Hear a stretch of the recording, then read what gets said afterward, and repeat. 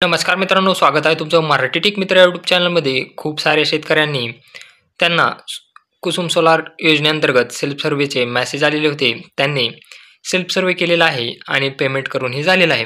Payment केल्यानंतर काही शेतकऱ्यांचे जॉईंट सर्व्हेही पूर्ण झालेले आहेत, तर काही शेतकऱ्यांचे जॉईंट सर्व्हे झालेले नाहीत. तर जॉईंट सर्व्हे न होण्यामागचं कारण आहे, काही ठिकाणी लाईनमॅनची बदली झाली असल्यामुळे तिथं जे आहे ते त्यांना जुन्या लाईनमॅनचाच SMS आलेला आहे. परंतु जुने लाईनमॅन त्यांचं सर्कल चेंज झाल्यामुळं ते सर्व्हे करायला तयार नाहीत. अशामध्ये काय होत असतं, जर मेडाचे जे कोणी अधिकारी असतील ते तुम्हाला म्हणजे मेडाचे अधिकारी आणि जी तुम्ही सोलार कंपनी निवडली आहे त्याचा एक इंजिनियर असा दोघांचा मिळून जॉईंट सर्व्हे होत असतो. ज्या शेतकऱ्यांचा लाईनमॅन बदललेला आहे आणि अशामुळे त्यांचा जॉईंट सर्व्हे राहिलेला आहे, अशा लोकांचा लवकरच जॉईंट सर्व्हेही कंप्लीट होऊन जाईल. जॉईंट सर्व्हे म्हणजे लाईनमन आणि कंपनीचा माणूस अशा दोघांचा मिळून जो सर्व्हे असतो त्याला आपण जॉईंट सर्व्हे असे म्हणतो. परंतु काही लोकांचा जॉईंट सर्व्हे पूर्ण होऊनही त्यांना अजून मटेरियल मिळाले नाही. तर मटेरियल न मिळण्याचं काय कारण आहे, मटेरियल मिळायला अजून किती वेळ लागणार आहे, याबद्दलची माहिती आपण या व्हिडिओमध्ये जाणून घेणार आहोत. तर तुम्हा सर्वांना माहीत आहे की कुसुम सोलार योजनेअंतर्गत जे SMS आलेले होते ते निवडणुकीच्या अगोदर आलेले होते. म्हणजे लोकसभेची निवडणूक लागण्यापूर्वी 1-2 महिने लोकांना SMS आलेले होते. त्यामध्ये काही लोकांना पाठीमागूनही SMS आलेले होते. अशामध्ये त्यांनी सेल्फ सर्व्हे करून घेतले, त्याच्यानंतर पेमेंट केलं आणि कंपनी म्हणजे वेंडर निवडलेला आहे. इथपर्यंत सर्वांची प्रोसिजर कंप्लीट झालेली आहे. आता यामध्ये काही शेतकऱ्यांचा फक्त जो आहे तो जॉईंट सर्व्हे राहिलेला आहे आणि काही शेतकऱ्यांचा जॉईंट सर्व्हेही कंप्लीट झालेला आहे.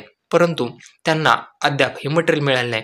जॉईंट सर्व्हे कंप्लीट झाल्यापासून जे आहे मटेरियल तुम्हाला 1 ते 2 महिन्यामध्ये मिळत असतं. परंतु आता एवढा टाईम का लागत आहे? काही शेतकऱ्यांचा जॉईंट सर्व्हे होऊन 3 महिनेही झाले, तर काही शेतकऱ्यांचे 4 महिने उलटून गेलेले आहेत. परंतु अद्यापही त्यांना सोलारचं मटेरियल मिळालेलं नाही. तर सोलारचं मटेरियल न मिळण्याचं कारण आहे, आता लोकसभेच्या निवडणुका लागल्या असून आचारसंहिता जाहीर झालेली आहे आणि आचारसंहिता लागल्यामुळे जे आहे ज्या काही सोलार कंपन्या आहेत त्यांच्या वर्क ऑर्डर निघत नाहीत. वर्क ऑर्डर न निघाल्यामुळे ते जे आहेत ते तुम्हाला मटेरियल प्रोव्हाइड करायला सध्या विलंब लावत आहेत.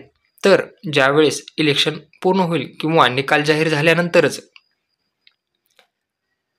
ज्यावेळेस सोलार कंपनीच्या वर्क ऑर्डर निघतील त्यानंतरच तुम्हाला हे मटेरियल प्रोव्हाइड केलं जाईल. आता काही शेतकऱ्यांचं म्हणणं आहे की याबद्दलची तक्रार कुठं करायची किंवा याबद्दलची माहिती कुठं घ्यायची.